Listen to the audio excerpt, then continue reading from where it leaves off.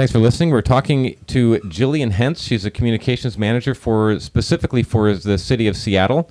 We're with the Washington Hospitality Association, and we want to talk to you about secure scheduling. We want to kind of dust it off and make it as clear as possible to our members in the Seattle area. So, Jillian, why don't you give us a brief overview?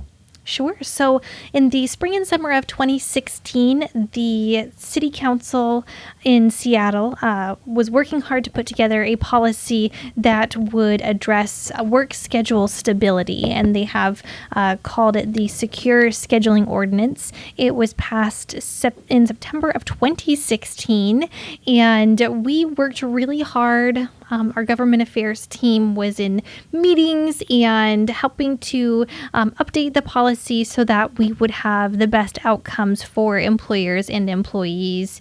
And we are getting really close to the July 1 effectiveness date of the ordinance. And which is less than 6 weeks away. It is, yes. And it's prompting a lot of people to reach out for clarity. It is, and I even received a call this morning from a gal in Spokane asking if she needed to be ready as well. So I think what we want to do here is just clarify who needs to get ready and who doesn't. Right. So let's talk about that. It's not every restaurant. It's not every retail. There are some parameters that exclude a large amount of small business owners. That's just right. about all small business owners. Yes. So those who are impacted have a business within Seattle city limits. So if your address doesn't include Seattle, Washington, and is not within Seattle city limits, then at this point for the July 1 deadline, you don't need to get ready to be in compliance. The ordinance applies to food service and retail establishments with 500 or more employees worldwide. We also have an impact, though, for full-service restaurants in Seattle with 500 employees worldwide and 40 or more locations. So the ordinance is really seeking to have an impact on large chain restaurants and chain retail businesses that are operating within Seattle city limits. Now, I had carefully chosen my words the last time I spoke in saying that most small businesses, franchise owners, they would self-describe themselves as a small business owner, but you are part of a family which does have more than 500 employees and operates multiple units worldwide. So this will affect you. If you are a franchise owner, you're going to want to follow the links below this post for all the resources that you need if you don't already know about this.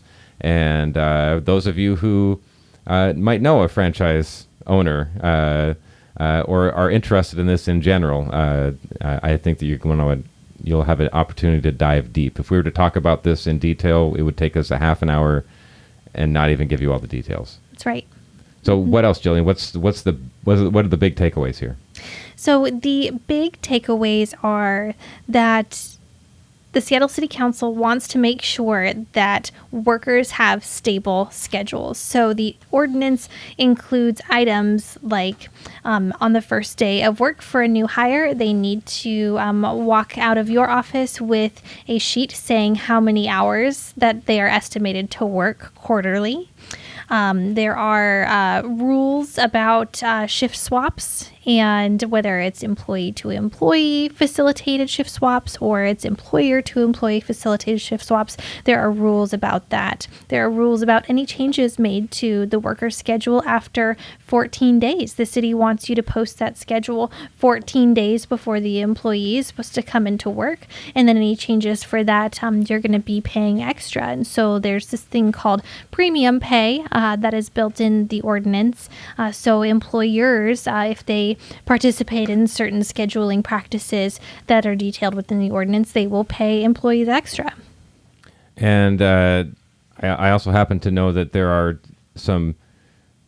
is some detail about how much space between shifts are allowed, what happens when you are scheduled in on-call shift, and so there's really is a lot of a lot of nuance to the rules here, as there probably should be, because it's a pretty nuanced industry, food service. Yes. I don't know retail well, but I guess we're not talking to retail. You're welcome to listen, though. Thank you. Yes, and we've got 6 weeks to go. We want those who are affected, and we had about 115 locations in Seattle who are members of ours. We want to make sure that those folks are educated and ready and talking with employees, so that July 1, you're not picking up the ordinance and going, oh, what does that mean again? Because there are fines in addition to the premium pay that if the city's Office of Labor Standards does an investigation and they find that, yes, you are doing the clopenings and you're not giving employees enough time to rest, or you are changing the schedule too much after the 14-day window, there are consequences. So we want to make sure that our business owners are aware and that they're educated and that they're ready. And the timing couldn't have been worse for you to procrastinate this, because by July 1st, the kids are out of school and you're busier than you've been most of the year, and hopefully it won't be raining that day. Yes. Is there anything else, Jillian? I think that's it for today. Just dig into our really detailed toolkit online to get all the information that you need. We also have a network of experts here that you can give us a call, and we'll put you in touch with legal, HR experts, anybody who you need to get your questions answered. Okay, we're going to put the links in the body of this social media post, but if you're consuming this information and you don't have access to that, why don't you give us an address that we can type in? Sure. Come find us at wahospitality.org. Thank you. Thank you.